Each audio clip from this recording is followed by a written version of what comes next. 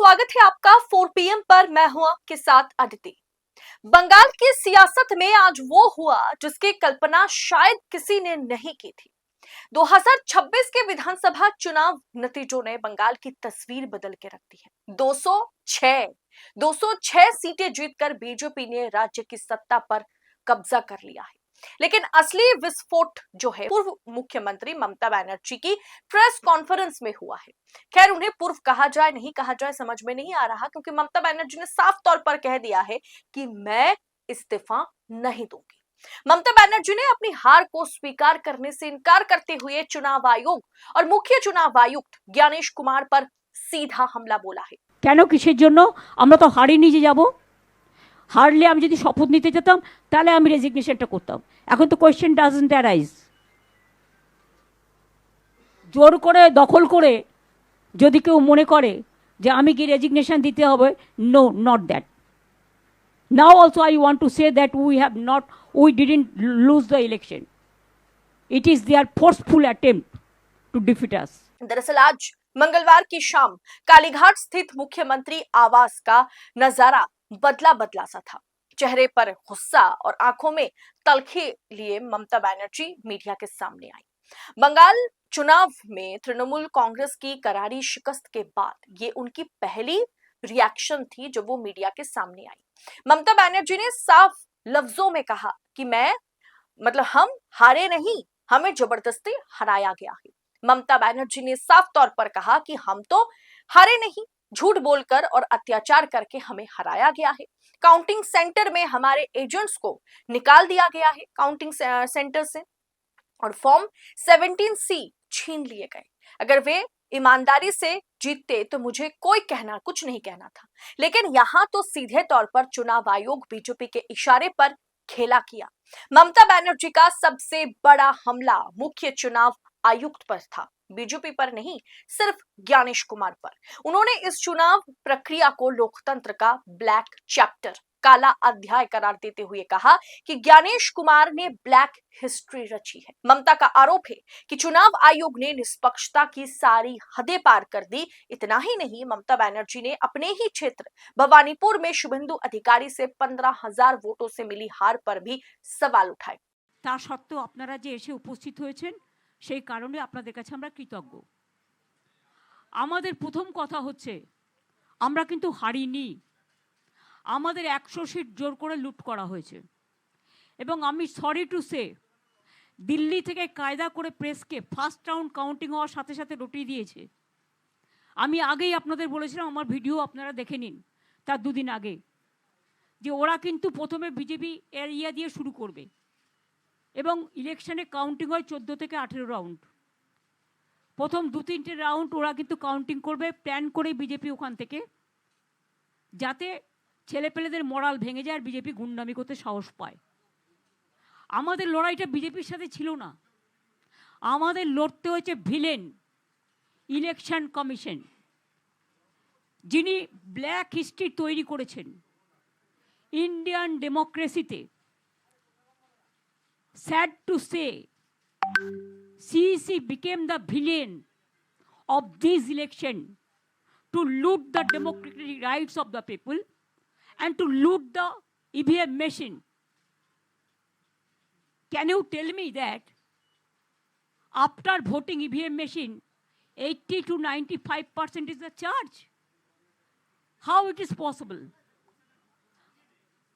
Before 2 days of election, दोस्तों, आज के समय में सत्ता की आंखों में आंखें डालकर पत्रकारिता करना मुश्किल हो गया है। हमारे 4 PM नेशनल यूट्यूब चैनल और फेसबुक चैनल को, जिसे आपका प्यार और विश्वास हमेशा से मिलता रहा, उसे बंद करके सरकार ने यह साबित कर दिया कि वो आपके सवालों से कितना डरती है। मुश्किल दौर है, लेकिन हम ना रुके थे और ना ही रुकेंगे। हम सच के लिए हमेशा लड़ते रहेंगे। ऐसे में 4 PM उत्तर प्रदेश यानी 4 PM यूपी को ज्यादा से ज्यादा ज्वाइन करें और स्वतंत्र पत्रकारिता को जिंदा रखने के लिए जितना हो सके उतना हमारा आर्थिक सहयोग करें। आपके सहयोग से ये जंग हम जीत कर रहेंगे। दरअसल ममता बनर्जी ये सब कुछ बांग्ला में बोल रही थी, इसीलिए मैं विजुअल्स के साथ आपको ट्रांसलेशन बता रही हूँ कि ममता बनर्जी ने बोला क्या है।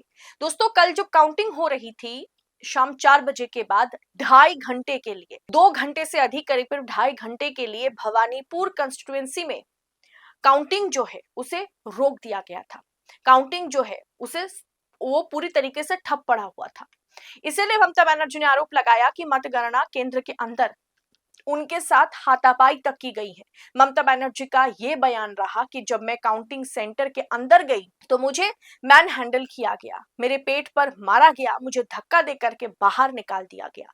एक महिला और एक इंसान के तौर पर मेरा जो अपमान हुआ है उससे मैं समझ सकती हूं कि मेरे कार्यकर्ताओं के साथ कल क्या कुछ हुआ होगा सेंटर के अंदर। केंद्रीय वाहिनी ने, सेंट्रल फोर्स ने लड़कियों को तक नहीं छोड़ा है। अब दोस्तों, जब इस्तीफे पर सवाल पूछा गया, इस्तीफे पर ममता बनर्जी ने दो टूक जवाब दिया। ममता बनर्जी जो कह रही है वो तो मुमकिन होता हुआ नजर तो नहीं आ रहा, लेकिन फिर भी ममता बनर्जी ने कहा कि मैं इस्तीफा क्यों दूं? अगर कोई जबरदस्ती इस्तीफा मांगता है तो मैं कहूंगी नहीं, ये नहीं होगा। उन्होंने ये भी आशंका जताई है कि उनकी पार्टी के कई लोग अब जान बचाने के लिए बीजेपी में शामिल हो सकते हैं। उनके कई विधायक बीजेपी का दरवाजा खटखटा सकते हैं।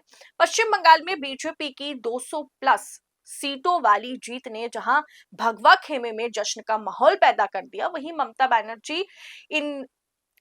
बनर्जी इन आंकड़ों को देखते हुए विस्फोटक हो गई। खैर, ये वो तो बीजेपी को भी पता था कि वो 170 तक, बीजेपी का टारगेट जो है वो 170-177 तक है, था। लेकिन 206, 207 तक बीजेपी पहुंच जाएगी, ये तो बीजेपी आला कमान को भी नहीं पता था। दोस्तों, मैंने कहा आपसे, बार बार कहा कि हाँ, अंडर करंट ममता के खिलाफ पश्चिम बंगाल में है। इसके चलते कांटे का मुकाबला होगा। 50-50 पर ममता बनर्जी की पार्टी और भारतीय जनता पार्टी होंगी, लेकिन वहां पर भाजपा क्लीन स्वीप कर जाएगी। ममता की जो वापसी थी 2011 में, उसका भी रिकॉर्ड तोड़ा जाएगा, ये कल्पनातीत है। लेकिन अब ममता बनर्जी कह रही है कि वो इस्तीफा ही नहीं देंगी, क्योंकि वो तो हारी नहीं है, उनको हराया गया है जबरदस्ती, इसीलिए वो इस्तीफा राजभवन में जाकर के नहीं देने वाली है। लेकिन ऐसा संभव तो नहीं है। इस पर देखना दिलचस्प होगा कि ममता बनर्जी कब इस्तीफा देती है, उनका प्लान ऑफ एक्शन इसके बाद क्या होगा। भारतीय जनता पार्टी इस पर क्या